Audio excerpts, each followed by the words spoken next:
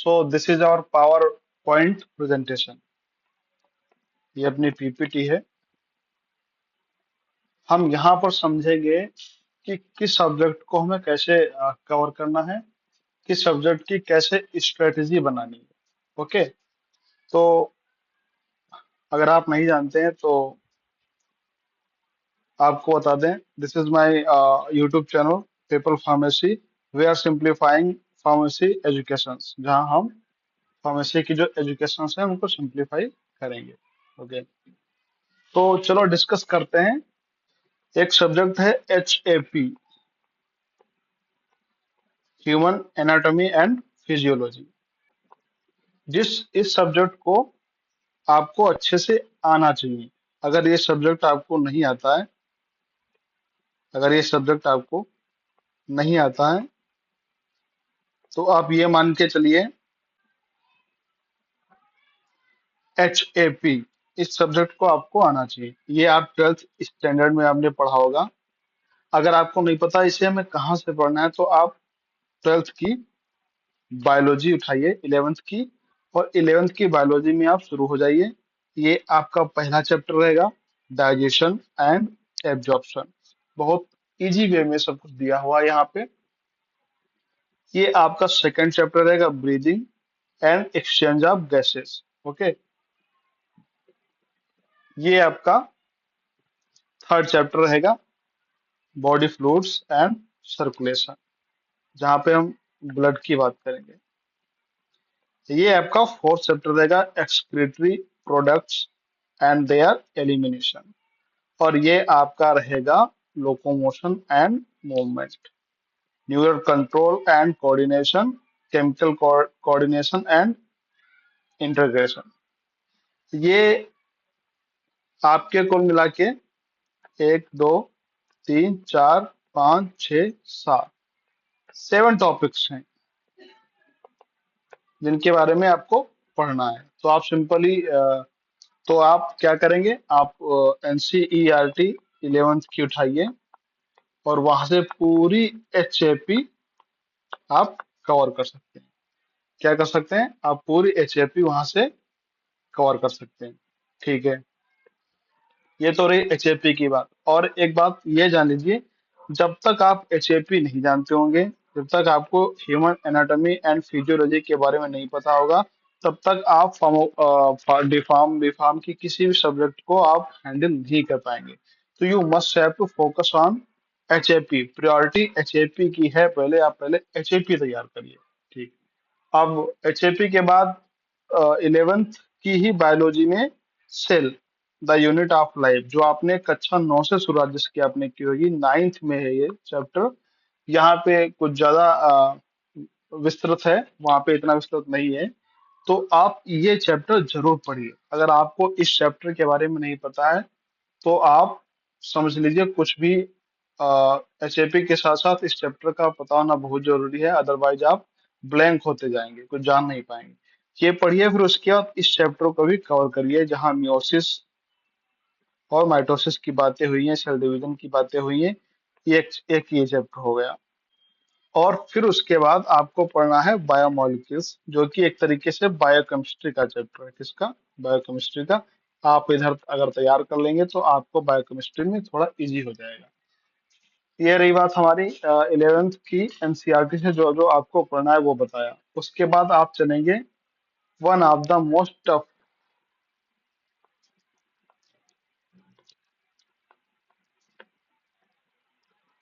Tough subject. ये हमारा one of the most tough subject है, जो फार्मा के स्टूडेंट को इजीली समझ में नहीं आता है।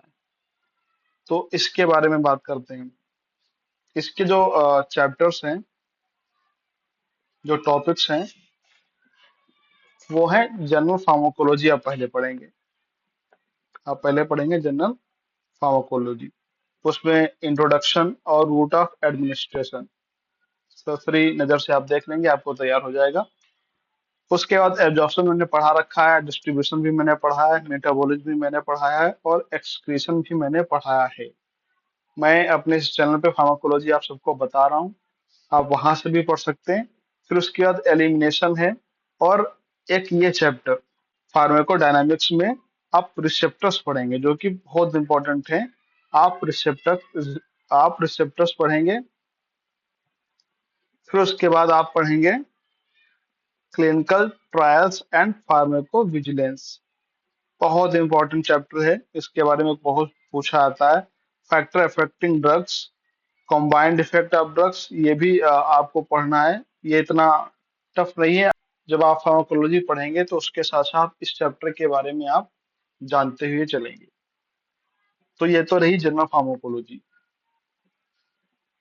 उसके बाद हम बढ़ेंगे ऑटोनोमिक नर्वस सिस्टम एएनएस पे।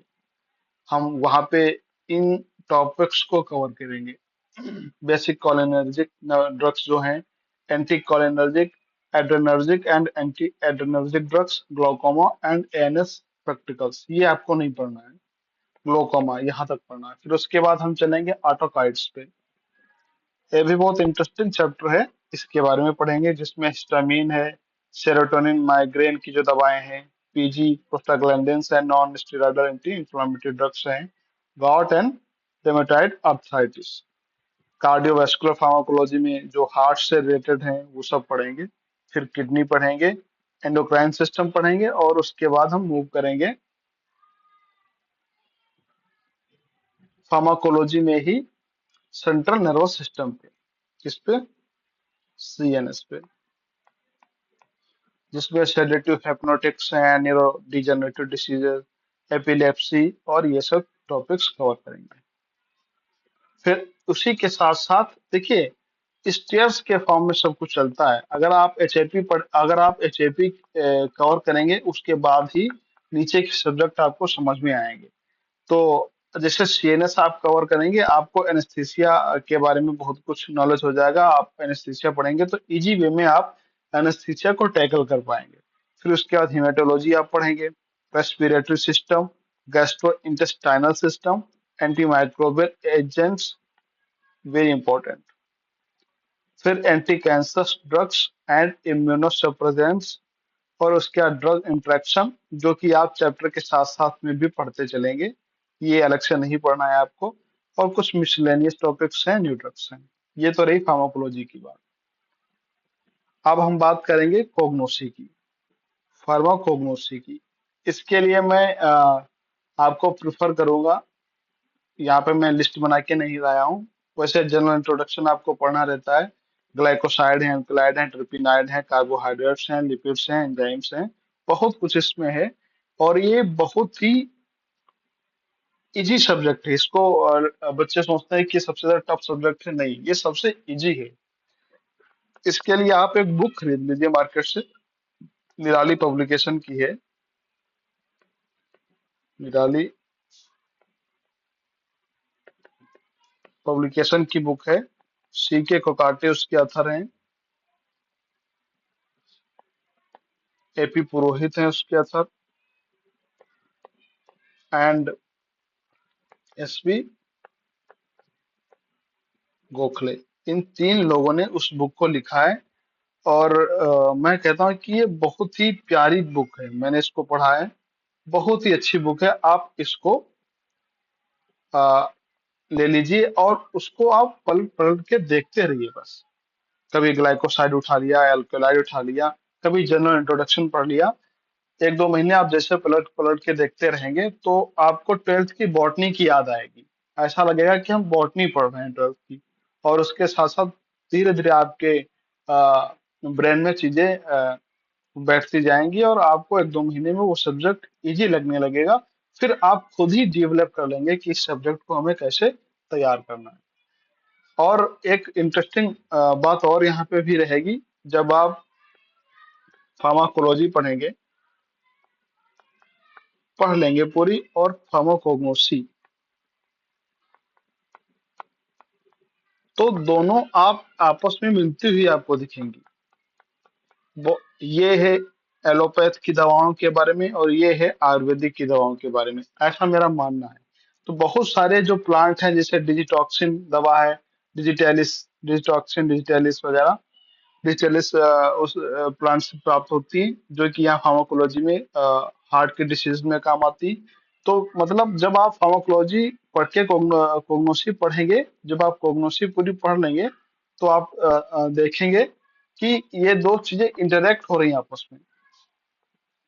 आपको बहुत इजी लगने लगेंगी ये चीजें, और उसी इन्हीं दोनों चीजों के साथ साथ में आपको फार्मा की जो केमिस्ट्री है, मेडिसिनल केमिस्ट्री,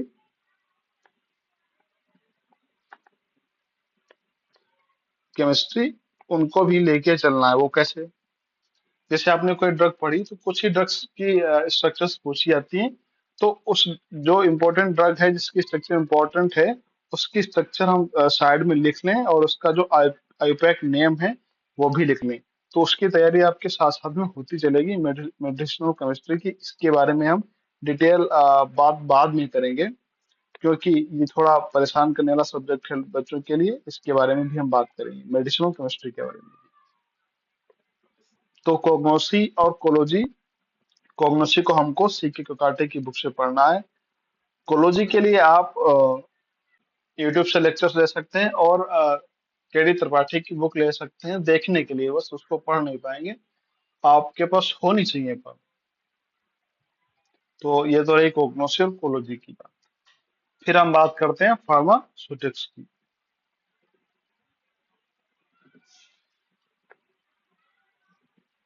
जो फार्मास्यूटिक्स है उसको हम डिवाइड कर लेते हैं, फार्मास्यूटिकल इंजीनियरिंग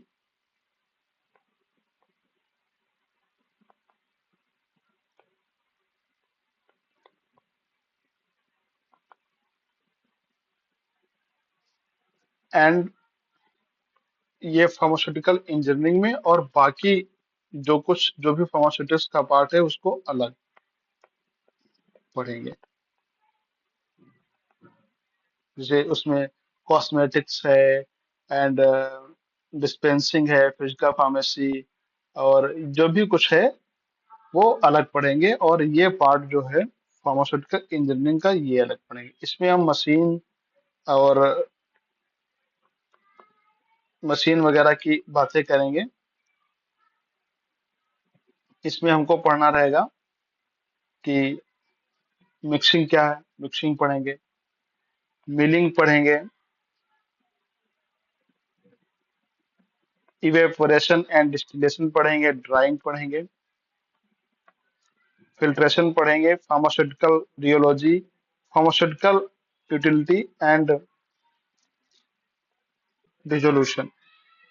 उसमें mostly mixing, milling, distillation, drying, filtration और रियोलॉजी, ये इंपॉर्टेंट है, ये ज्यादा इंपॉर्टेंट है, इनको पढ़ना है।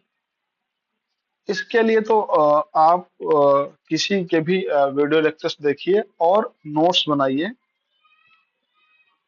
बढ़िया से। जो भी मशीन्स वगैरह की बातें होती उनको बनाइए, और उनके वो कैसे फंक्शन करती हैं, कैसे उनके एडवांटेज क्या है, डिसएडवांटेज क्या है, और जो भी है इस पार्ट को आप कवर करिए जैसे भी कर पाइए।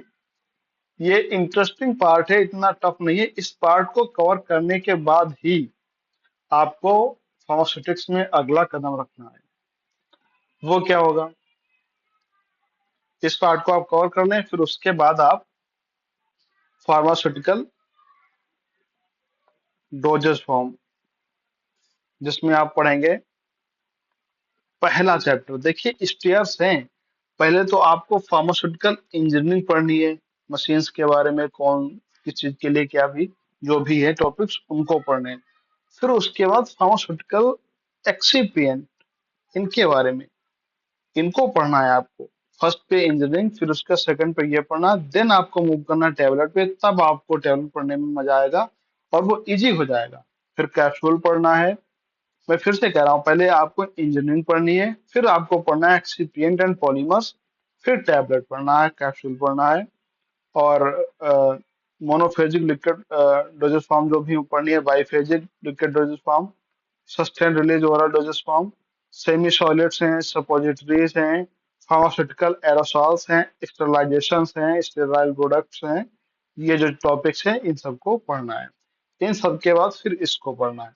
तो पहले तो आपको फार्मास्यूटिकल इंजीनियरिंग पढ़ना है, फिर दूसरे पे आपको इसको पढ़ना है, ये बहुत इंपॉर्टेंट है। फिर आपको इनको पढ़ना है, और देन आपको फिर इसको पढ़ना है। ये हो गया, ये हो गया और ये 1 हो गया। फिर आपको इसको तीसरे पे पढ़ना है। तो एक कदम ऐसे रखना है, फिर ये रखना है, फिर ये रखना है, ये सीढ़ियां हैं। ऐसे चलना है फार्मास्यूटिक्स में इनको। अगर आप ऐसे नहीं चलेंगे तो आप परेशान होंगे और आपको वर्क ज्यादा करना पड़ेगा। तो आपको ऐसे चलना है फार्मास्यूटिक्स में। तो ये हो गया फार्मास्यूटिक्स। फिर उसके बाद जो हमारे नेक्स्ट टॉपिक हैं उसमें डीएसबीएम है, drug store and business management है, जूरिस्प्रूडेंस है, बायोकेमिस्ट्री है,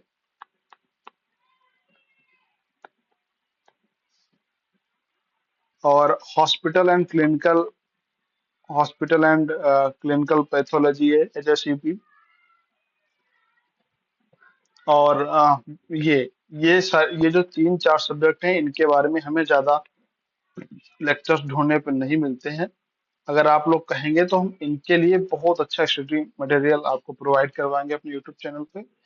ये टॉपिक्स इस बार जो एग्जाम हुआ है फार्मासिस्ट का उसमें अच्छे से पूछे गए हैं। ये है अच्छे से। तो हमको इनको ये नहीं सोचना है कि ये छोटे छोटे सब्जेक्ट हैं और इनको हम इग्नोर कर दें। अगर आप इनको इग्नोर कर देंगे तो आप, मैंने फिर से कहा है कि आप सिलेक्शन की लिस्ट से दूर हो जाएंगे। तो एक बार पूरा रिवाइज करते हैं जो हमारी पीपीटी है इसमें हमें क्या क्या पढ़ना है। एचआईपी के लिए आपको लेना है 11th की एनसीईआरटी। उससे आप एचआईपी पूरी कवर कर लें। फिर उसके बाद ये टॉपिक्स, ये जो बेसिक टॉपिक्स हैं आप इसको कवर कर लें। सेल को, सेल के बाद हमें कवर करना है फार्माकोलॉजी। ये जो टॉपिक्स दिए हुए हैं, केडी त्रिपाठी की आप बुक रख सकते हैं अपने पास, और गोविंद राय गर्ग सर हैं, जीआरजी, उनकी भी बुक्स आप अपने पास रख सकते हैं। देखिए बुक्स आपको रखनी पड़ेंगी। बुक्स ही ऐसी चीज बुक्स ही बुक्स आपको रखनी पड़ेंगी, और बुक्स से हमको बहुत कुछ सीखने को मिलता है। कई बार हम पढ़ाते हैं तो हम बहुत सी चीजें स्किप कर देते हैं, हमारे माइंड में नहीं आ पाती। लेकिन बुक्स में सब कुछ आपको दिया होता है, तो बुक्स आपके लिए बहुत इंपॉर्टेंट हैं। बुक्स आपको रखनी है अपने पास। तो उसमें केडी त्रिपाठी हो गई, गोविंद राय गर्ग सर की एक बुक आती है पतली सी, आप वो ले सकते हैं। तो फार्माकोलॉजी आप वहां से कवर करें और वीडियो लेक्चर देखें, और मैं भी आपके साथ इंटरेक्ट कर रहा हूँ फार्माकोलॉजी पर, आप उसको भी देख सकते हैं। उसके बाद कोगनोसी, इसके लिए आप सिर्फ और सिर्फ सीके कोकाटे की बुक, निराली पब्लिकेशन की आती है, आप ले आइए और उसको आप देखते रहिए डे बाय डे। थोड़े दिन देखते रहिए, ऐसे ही आपको धीरे धीरे समझ में आने लगेगा, और आपको अपने 12th स्टैंडर्ड की बॉटनी की याद आएगी। और ये जो बुक है आपको इजी लगने लगेगी, और फिर आपका दिमाग चलने लगेगा कि हमें इसको कैसे तैयार करना है। ठीक है, कोग्नोसी को। और स्टेटिक्स के लिए फार्मास्यूटिकल इंजीनियरिंग पहले पढ़िए आप। लेक्चर देखिए जिस किसी के भी आपको अच्छे लगते हैं यूट्यूब पे, वहां से तैयार करिए। और जब इंजीनियरिंग पढ़ रहे हो तो आप मशीन वगैरह यूट्यूब पे डाल डाल के देखते रहिए, उससे आपको बहुत इजी हो जाएगी फार्मास्यूटिकल इंजीनियरिंग। फिर उसके बाद इसका सेकंड पार्ट है, इसमें डोजेस फॉर्म्स हैं, इनको कवर करिए। उसमें सबसे पहले एक्सिपिएंट एंड पॉलीमर्स पढ़िए, फिर ये सारी डोजेस फॉर्म्स हैं, और फिर इसके बाद पैकेजिंग के बारे में।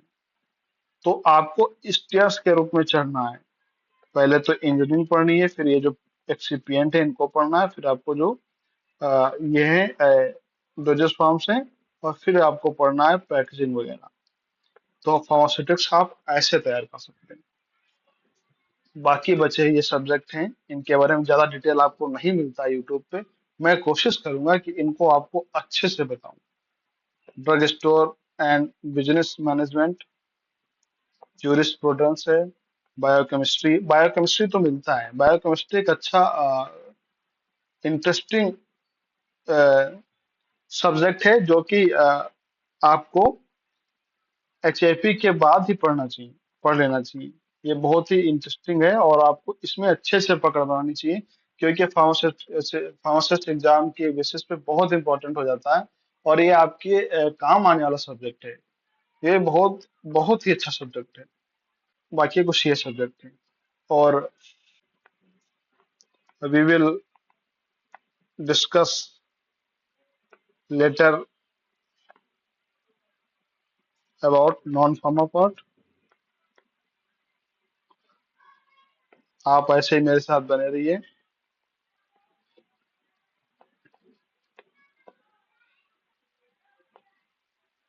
आपका प्यार हमारे लिए बहुत कुछ है दोस्तों, और हम कोशिश करेंगे कि we will crack together, we will crack next pharmacist exam. आप मेरे यूट्यूब चैनल को सब्सक्राइब कर लीजिए। पीपल फार्मेसी के नाम से मेरा यूट्यूब चैनल है।